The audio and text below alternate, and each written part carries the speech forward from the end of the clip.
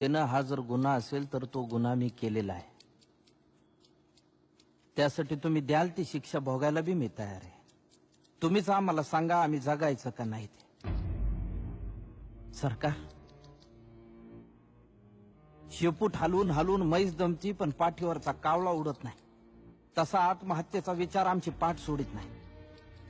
कोरड्या बळावानी कपाळ असणाऱ्या बायका, बिनबापाची लेकरं असल्यासारखी माळावर फिरणारी जनावर,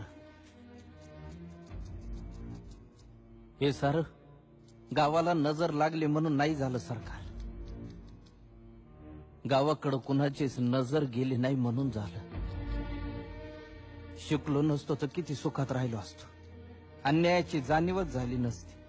देवाचा कोप झाला असं समजून बसलो असतो अंधारात तुमच्या लाल दिव्याला हात जोडीत.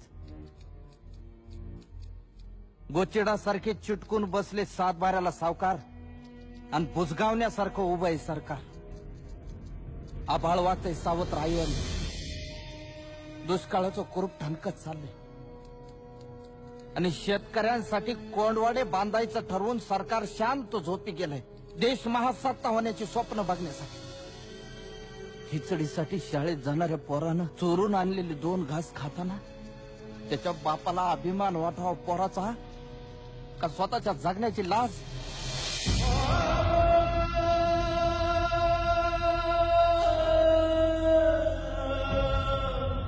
अजून अंत पाहू नका सरकार.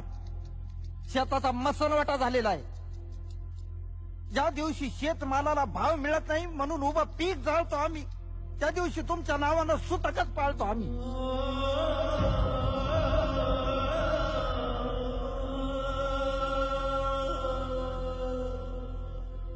आता तरी विचार करा, नाहीतर 1 किलो गव्हासाठी तुम्ही 1 दिवस देश गहाण ठेवलेला असत.